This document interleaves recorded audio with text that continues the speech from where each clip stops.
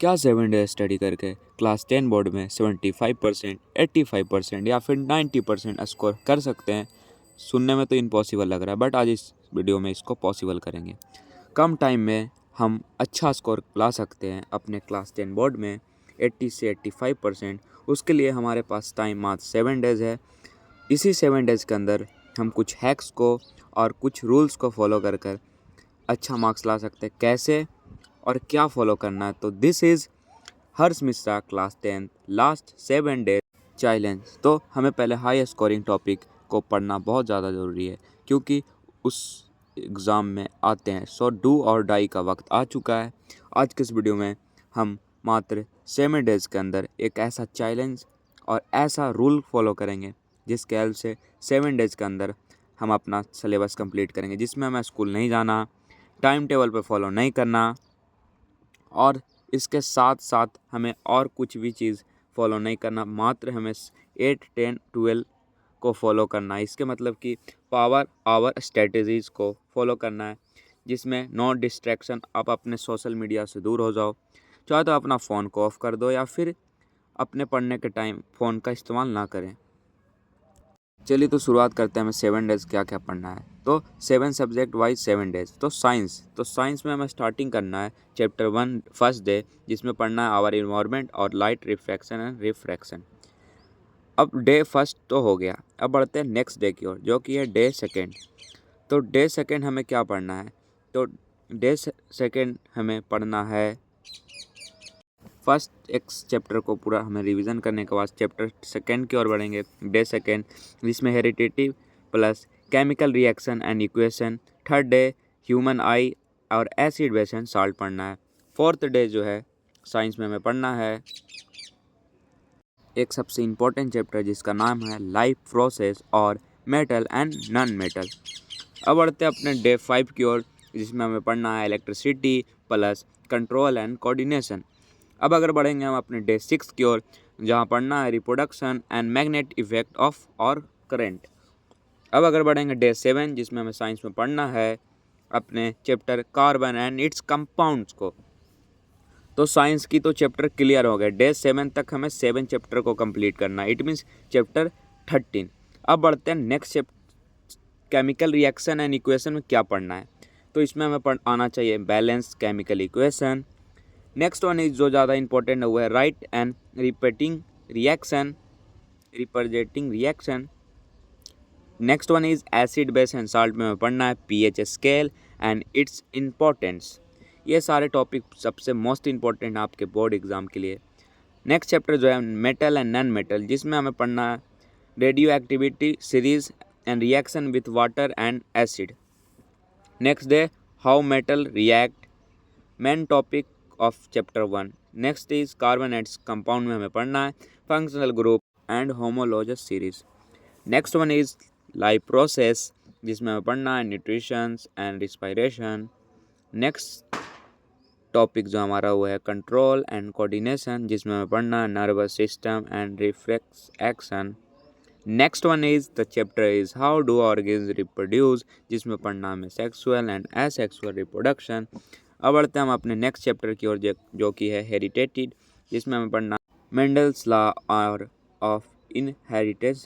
Next is light refraction and refraction, जिसमें हमें रे डायग्राम और मिरर एंड लेंस को जानना बहुत ज़्यादा इंपॉर्टेंट है topics. Human eyes and colour world, इसमें defect of vision, corrective lens, electricity, इसमें Ohm's law and circuits main topics हैं। बढ़ते हैं नेक्स्ट चैप्टर की, जो कि है magnetic effects of electric current, जिसमें हमने magnetic field due to current पढ़ना है। नेक्स्ट जो है आवर इन्वायरमेंट, इसमें हमें इकोसिस्टम, कंपाउंड्स और कंजर्वेशन के बारे में पढ़ना है।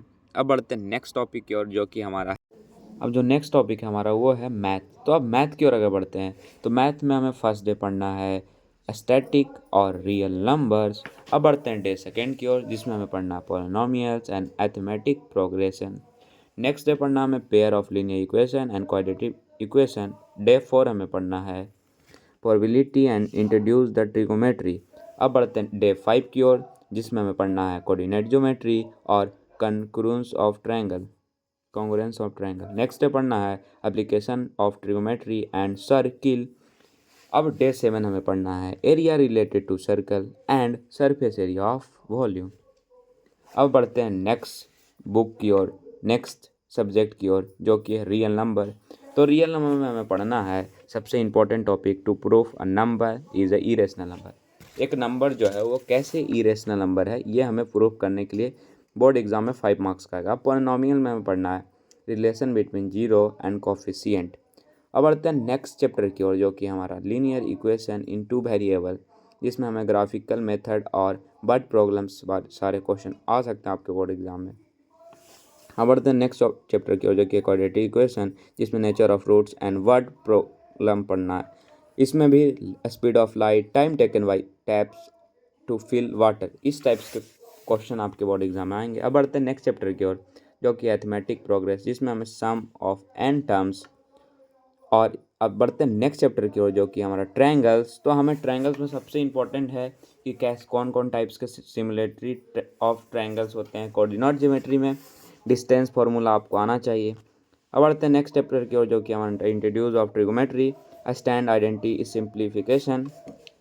अब बढ़ते हैं हम अपने नेक्स्ट चैप्टर की ओर, इट मीन्स नेक्स्ट टॉपिक की ओर, जो कि है application of trigonometry. So trigonometry आपके एग्जाम में 5 मार्क्स का आएगा, जो कि है angle of elevation problem. Circles, तो सर्किल्स में हमें टेजेंट थ्योरी, जो कि है टीआर वगैरह।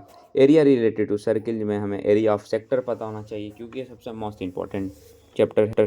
अब सरफेस एरिया एंड वॉल्यूम में कम्बिनेशन ऑफ सॉलिड्स क्या हैं, ये सब चैप्टर सबसे इंपॉर्टेंट। अब बढ़ते हैं स्टैटिक्स की ओर, जिसमें हमें मीन, मीडियम एंड मोड पता होना चाहिए। इसके साथ साथ हमें कुछ इंपॉर्टेंट, जैसे कि प्रोबेबिलिटी चैप्टर में बेसिक ऑफ प्रोबेबिलिटी फार्मूलाज आने चाहिए।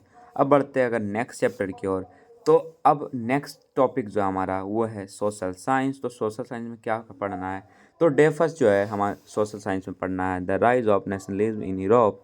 इसके साथ साथ print culture and the modern world. Next day हमें पढ़ना है minerals and energy resource and power sharing और इकोनॉमिक्स का चैप्टर फर्स्ट, जिसका नाम है डेवलपमेंट।